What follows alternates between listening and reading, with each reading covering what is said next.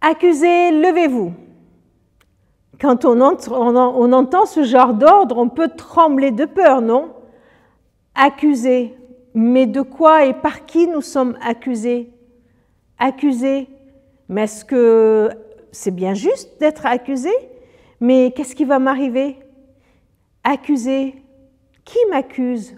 C'est vrai que parfois ce sont les autres qui m'accusent, mais parfois c'est mon propre cœur qui m'accuse. Levez-vous. Et quand on m'appelle à me lever, c'est certainement pour me défendre. Mais comment vais-je me défendre? Que puis-je dire pour me défendre? Quelle ligne je vais adopter? Quel argument je vais proposer? Je vous propose de lire dans 1 Jean chapitre 3, les versets 19 à 21. Voilà comment nous saurons que nous appartenons à la vérité. Voilà comment notre cœur pourra se sentir rassuré devant Dieu. En effet, même si notre cœur nous accuse, nous savons que Dieu est plus grand que notre cœur et qu'il connaît tout. Et si, très chers amis, notre cœur ne nous accuse pas, nous avons de l'assurance devant Dieu. Ce texte est un peu bizarre. Il parle à la fois de notre cœur qui nous accuse et qui ne nous accuse pas. Cela veut dire tout simplement que je peux parfois me sentir coupable et d'autres fois non. Je peux me sentir coupable et en me sentant coupable, je peux croire que Dieu va crier sur moi et me dire « Accusez, levez-vous ».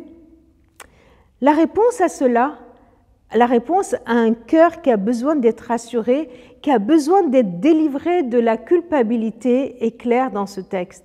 Dieu nous connaît. Il sait tout de moi. Il m'aime.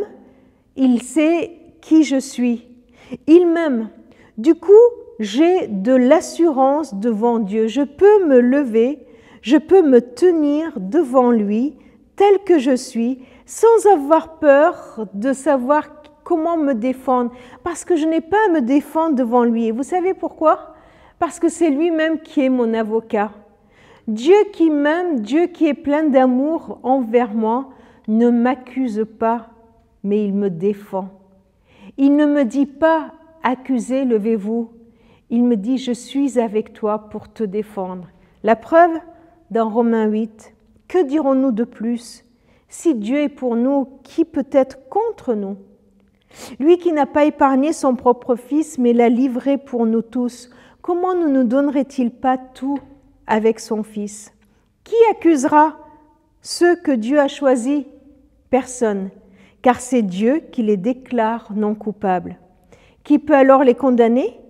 Personne, car Jésus-Christ est celui qui est mort, bien plus il est ressuscité. Il est à la droite de Dieu et il prie en notre faveur. Aujourd'hui, devant tous ceux qui t'accusent, que ce soit tes pensées qui t'accusent, que ce soit les autres qui t'accusent et que ce soit une fausse croyance que peut-être que c'est Dieu qui t'accuse, ces versets-là sont pour nous rassurer, pour nous dire que nous pouvons nous sentir rassurés par l'amour de Dieu. Jésus prie en notre faveur. Jésus dit du bien de toi. Il est à tes côtés pour te défendre. Pourquoi? Parce qu'il t'aime et il l'a prouvé en donnant sa vie pour toi.